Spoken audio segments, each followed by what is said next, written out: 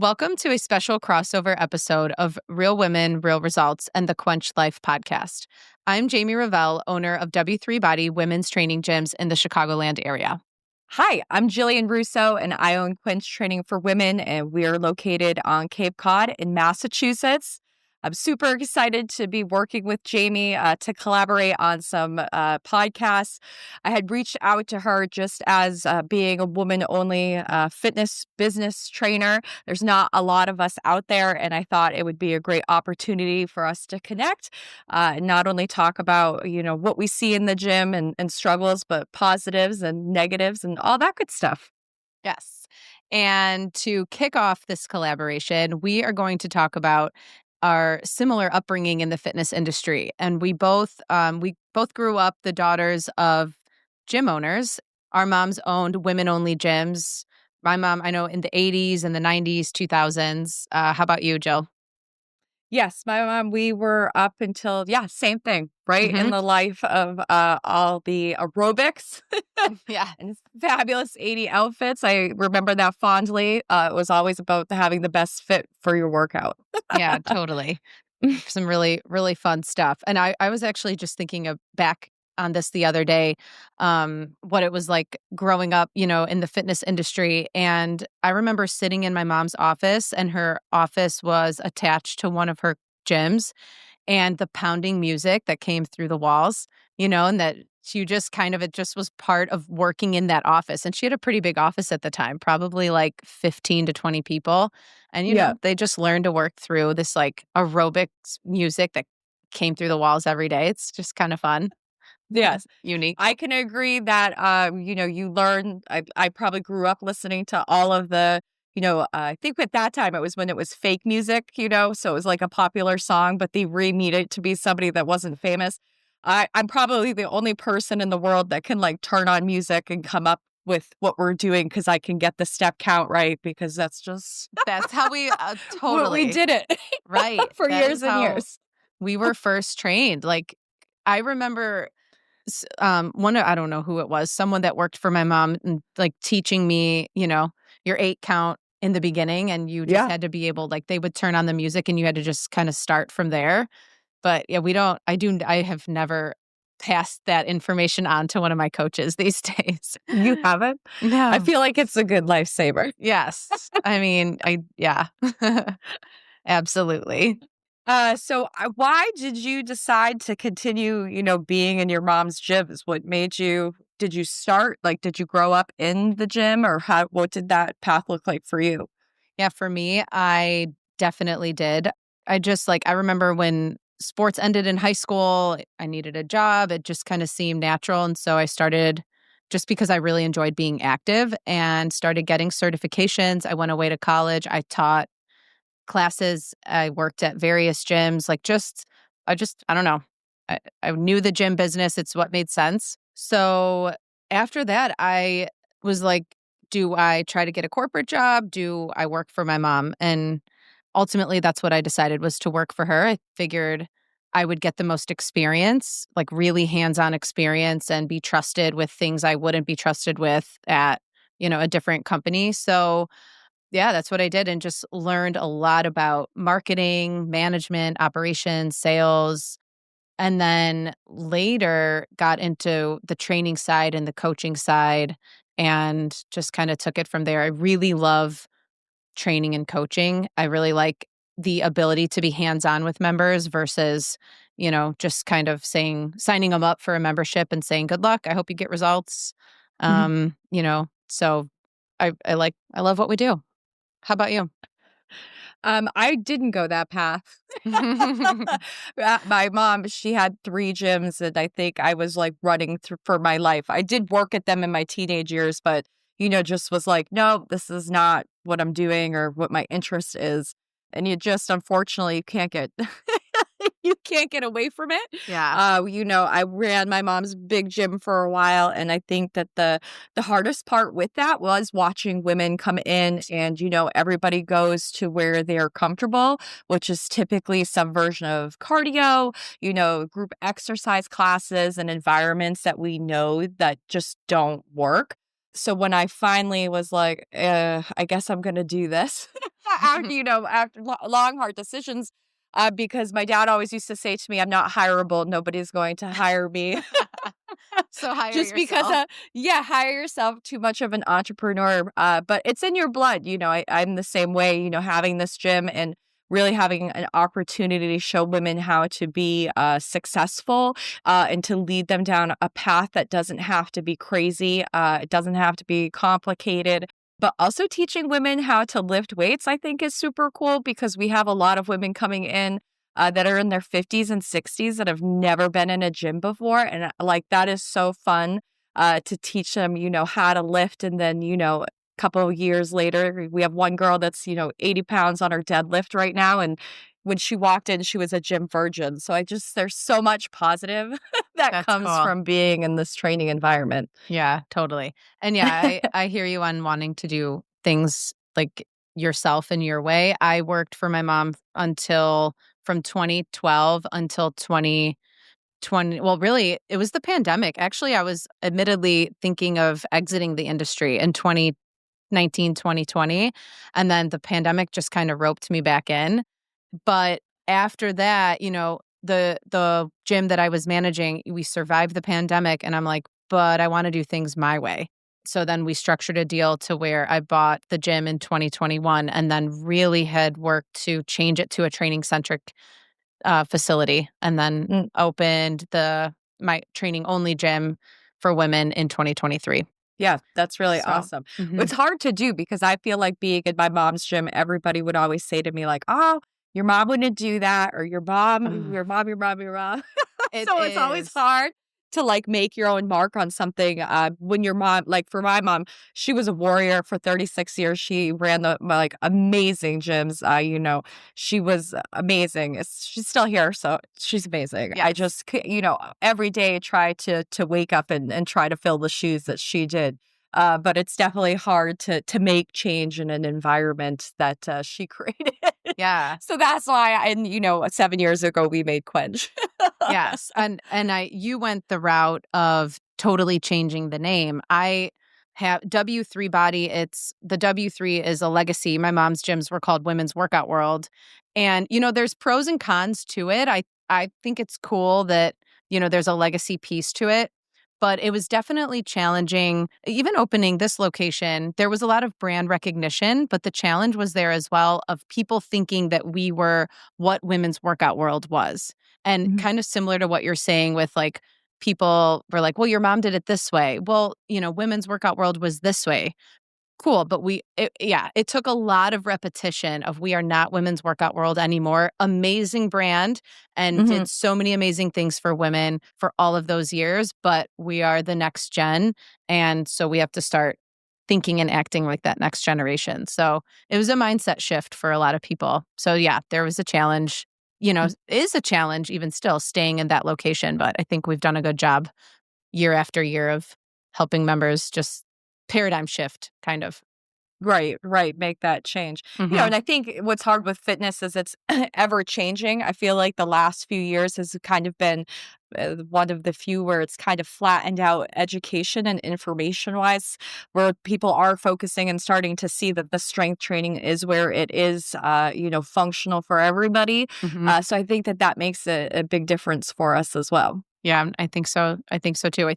I've said this actually multiple times recently where I think we're in a really good position as our population that we're serving is women only and that we focus on strength training at a time in this industry where there's a lot of positive external factors I think helping that like bringing education and awareness Mhm. to like hey ladies you guys really need to strength train throughout your life, not Mm, just young, not just old, but your whole lifespan. It's super important as you age. yeah. And I think what's weird too is that so like my mom's Like, so my great grandmother, they didn't work out. There was no education. There was no anything. And a lot of these women were 90 pounds, soaking Mhm. wet, Yes. but they My grandma. couldn't get, yeah, they couldn't get up and down off of a chair. They couldn't care for themselves. So now I think, our generation and our mom's generation are starting to see like, oh, I don't really want to live like that. We need to take care of ourselves. And I think that it's a really cool thing to see. Mhm. Yeah, I agree. I really like that people like, the members that were around, if they get a particular diagnosis from their doctor or, they feel like they feel their age, that they're doing something about it and they're kind of taking matters into their own hands and they're not just accepting that new reality or thinking, okay, I'll just take medication for it. They understand that there are things they can do to change and to better their lives for the rest of their lives. And that's where we come in. And I'm glad that people are turning to things like strength training to help them. Yeah. Well, the good news is there's never too bad of a point to start, right? You Or can too old of a start point. tomorrow. Exactly. Yeah, And still be successful with that. totally. Absolutely. So, does your mom visit the gym often? She actually trains at the gym. Oh, She's awesome. here once or twice a week at the gym, still giving me critiques, which I love. She'll be like, Jillian, like, yes, mom. Yeah. How about your mom? Uh, she currently lives out of state, but Oh, she's looking to move back, to be closer to her grandchildren, and, I mean, her children too, I guess, but, we are less important these days, which is okay, but knowing your place is important. yeah. But, I keep telling some of my members, I'm like, "Ah, it would be so I really want her." Like, she would just, fit in so well, and I really want her to get into our strength training programs, like, she would thrive, and so I'm really looking forward to her moving back so she can be here. But, Yeah. it's cool, we had our member party, our holiday party the other day, and, some of the members I just hung this, like, retro sign, that says Women's Workout World. It's a mirror actually in the front because 'cause I'm like, this it was in my mom's old office, it was in her garage, and I just Yeah. got it up here, and I hung it up because 'cause I'm like, "This is some cool retro decor." And they were like, "Oh, W3 stands for Women's Workout World," like, for those that didn't know, like, "That's so cool." And so one of the members had this idea of, like, because a lot of them started at one of my mom's gyms back in the day, and, like, "Yeah, I think it would be cool if we all wrote your mom a note, like, thanking her for, like, initially Uh, getting us into fitness, and now it's come full circle." I'm like, "That yeah. is so cool." I mean, That that would be awesome to deliver that to her, you know? Yeah, that is super cool. Yeah. I think any type of life impression anybody has is super important and impactful, and I love that idea. Mhm.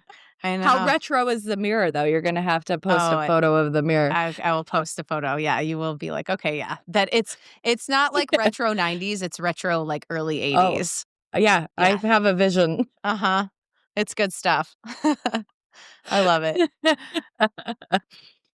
Yeah, I think back in the '80s too, because my mom's gym was called Women's Workout Company. So it's very hard to name a gym, especially a women's gym, because Apparently. there's only so many words you can use. Right.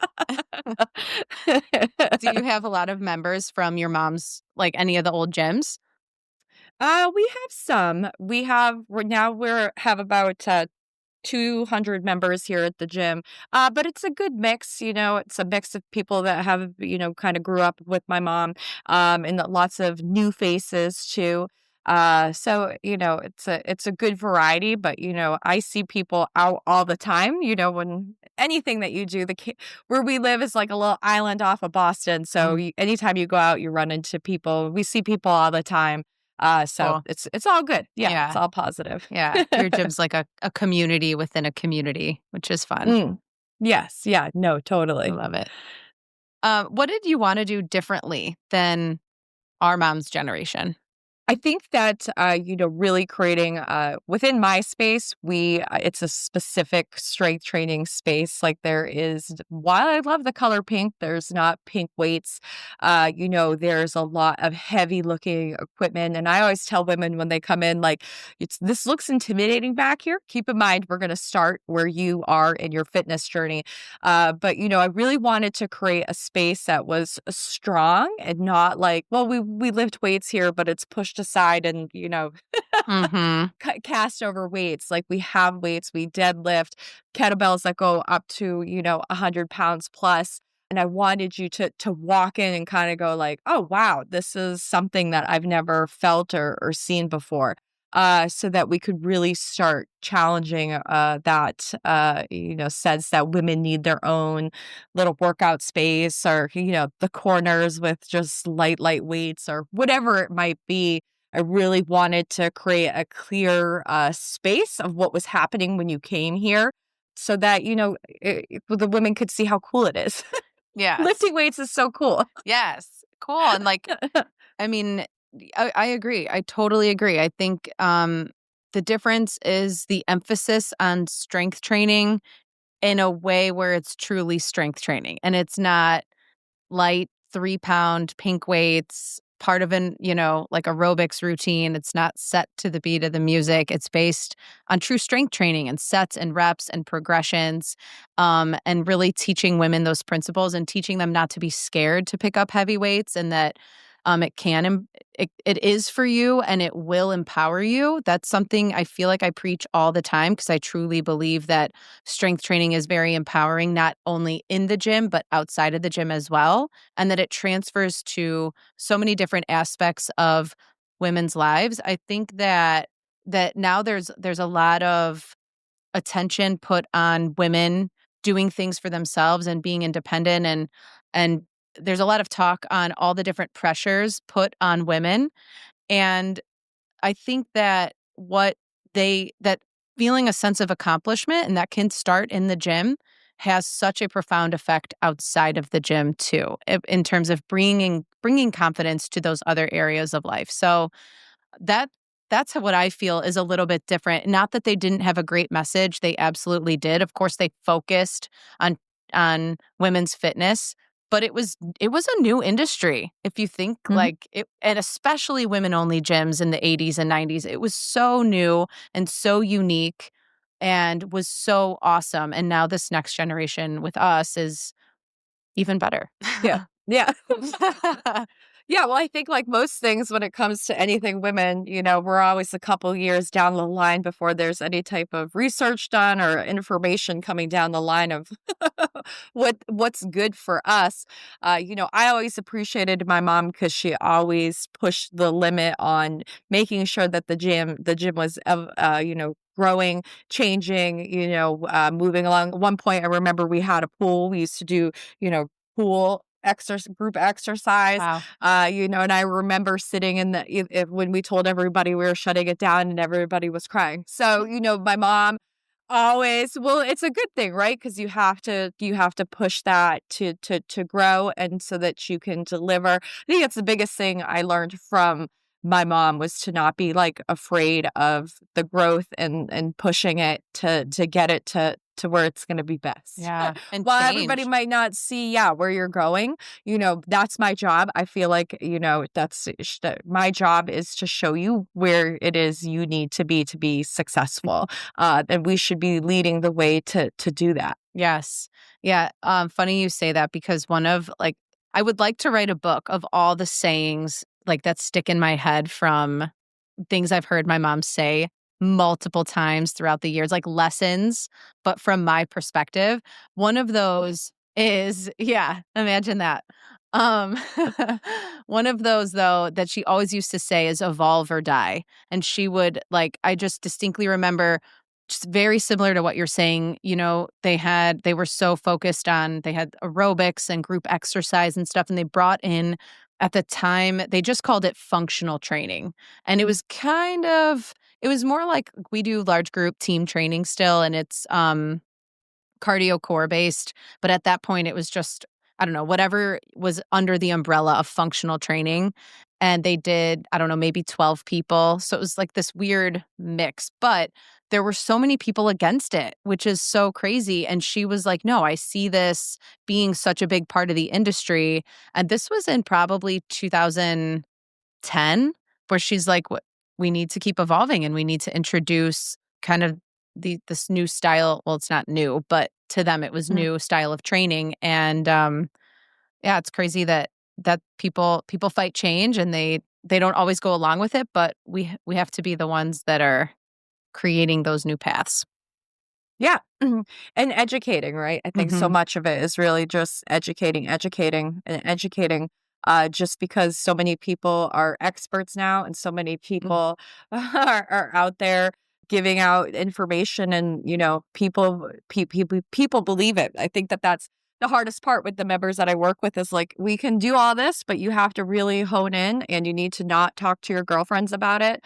You need to put blinders on and just go and do what we're talking about, but don't get Yes. anybody's advice because Yes. then you're going to get all messed up and off track. Right. Totally. It's funny that you say that when you were talking earlier about members who are in their 50s, 60s joining, they've never been in a gym before. Those are my favorite people that join because they're not going to TikTok and being influenced by your gurus, right? Mm, Like they're here because they are going to listen to what you're saying and they believe in it and they stick with it, which is awesome. yeah. Yeah. Those are my favorite. Those are my favorite. Yeah, my favorite of all of them are my favorite, but Yes, yes, well, everybody is my favorite too, but I think it's just so fun that, to be I just like just watching the progression of yeah, that, so, just learning and getting the education, how cool and proud of themselves they are for accomplishing cool adventures in the gym. right, totally. Yeah, and something I think is awesome too about women-only gyms is that because everyone feels they come here to feel comfortable naturally because it creates this really well, at least I know you and I both do create this really welcoming space that it's a very diverse culture with all of the ladies, but in particular, a diverse age range. So you have like your 25-year-old working out next to your 65-year-old and and it just creates the best atmosphere, I think. And people like get along and they love it and like they look for those people to work out in their sessions because like that's who's in it all together. It's just Mhm. really cool. Yeah. Yeah, well, I feel like a lot of us, we don't realize, like we go to work and do whatever, but as we get older, it gets so much harder to make friends. Mhm. So Totally. finding somewhere where you can find similar people, I think makes a huge difference in that. We do like book club, the craft days and stuff like that, just Awesome. because it's like, it's cool just to meet different people and hang out and Mhm. have an excuse to see who else is in the gym and build those relationships. Right. Depending on what age you are and if you have kids and how old those kids are, typically as an adult, if you make friends probably based on your kids and like, who they go to school with. But it's cool to have your own community that you find Mm, with women who have similar likes and interests and goals as well. So yeah. Yeah. No, it's totally true. mhm. Yes. How does the sense of legacy motivate you when things get hard? Honestly, the days when I have hard days, I always, will sit at my desk and giggle to myself because I'm like, my mom had 3 gyms at one point, that were about 45 minutes between each other, and there was most days that she would go to, like, all 3 gyms, and I was, like, a teenager, an awful teenager at that, and she'd bounce around managing all this stuff, and I'm like, I sometimes have no understanding of how my mom did it because 'cause I'm tired and stressed with my little gym and, my 10 staff members. But I'm always, I think that's just a flipped coin of just never understanding, until I got to the age that I am of how hard that she worked, and how important what she was doing, was. And just, how she just kinda set that path for me. Mhm. I don't know that I'll ever be able to do what my mom did to the same level that she does it. I, get up every single day and try my hardest to be that person. Mhm. But, she, was amazing, and I truly, truly don't know how she did it all. I hear you. Yeah, I think about legacy in terms of like impact with all of the gyms that my mom had. She actually had a franchise division as well at one point in her career. And so she had about 10 franchisees. and she was the franchisor, and she had her own gym. So just like the impact of her brand was so huge and vast across the Chicagoland area, which is why the name is so recognized. And so when I think about legacy, I think about like the impact that she had on so many women. I chose to carry on the mission and to include that recognition and that brand in my name, and that's important to me, and it's important to carry on that impact. So even, as the question I had asked you about when things get hard, like I try to remember like all of the positive things and like, member feedback and those wins, big or small. And usually that kind of puts my calms my mind and puts me back into like a focused direction, which is important Mm. to carry that on. So, yeah, so this collaboration was definitely Jill's idea. She reached out to me, and this is just the first of various episodes to come. Jill, just so our listeners know, like, what is the idea behind this collaboration and what type of topics do you hope to cover? Yeah, I think for me as a woman's only training gym owner here on the Cape, it's hard to find people that have like minds, that are working in the same type of place that I am with the same women in our training gyms. So I feel like our lives are follow very similar paths. And I think one of those paths is making sure that the people that we work with are getting the most accurate, educated information that they can. So this gives us an opportunity, I feel like, just to chat about things maybe that we see in our gyms or experiences that we've had or how, different stories or whatever the topics might be. But just being able to throw in somebody else's mind that's in this industry too. So that we can deliver clear, specific information so that the members and all those listening get real information and details. Yeah, definitely. And I have done some collaborations with other gym owners, but they happen to be all male. So it is nice. And I'm so glad you reached out to me. Ew. Um, so glad you reached out because yeah, it's great to just jam on topics like you said that we see every day. I mean, I'm there's so many questions that we're asked daily, whether it's by our staff, coaches, members, that I can't even think of, but that are really good questions and important topics to cover. So I think it's great to be able Yeah, to do them together. we'll write them down between now and then. Yes, perfect. Yes, because if one person's asking them, then most likely at your gym, for example, most likely someone at Mhm. my gyms are asking as well. Yeah, no, I agree. And I think getting clear, concise information these days is really hard. So, it's an exciting thing to have the both of us work together to deliver that. Definitely. Yes. So wrapping it up with some gratitude and reflection, this, Thanksgiving week here, what comes to mind when I ask, like, what are you most thankful for this year? Ooh, that's a loaded question. Let's see. Lay it There's all so out many there. I know, right? There's so many things to be thankful for. I have an amazing family that puts up with me every single day, so that's a huge one. I'm so thankful for my members. We're in the process this week actually of going through a makeover at the gym. We're getting new equipment, because we got to continue paving the way of being the best.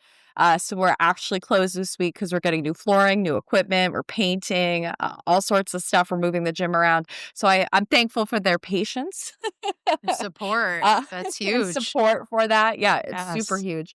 But I think that my community of women, we did a all year. One of the taglines of Quench is to satisfy your thirst for life, fitness, and community. Cool. And one of my things with the community was, every 30, 60, 90 days, we do profit or partner with a nonprofit in our community. And I have to say that this year, we've probably given back close to $50,000 back to our Cape Cod community, whether it's in goods or money donations. And that's just pretty cool. Yeah. We are a group of 200 women that work out together, but they get behind these causes that are all based here on the Cape, and everybody just owns it. I'm looking at the lobby right now. We've got jackets and pajamas for kids, and I think we probably have 500 combined pairs of jackets and PJs. Like, these girls just get it done. So that is what I'm most especially thankful for this time of year, is having a group that will help give back so quickly Yeah. and Wow. effectively. That's incredible. That's absolutely Yes. incredible.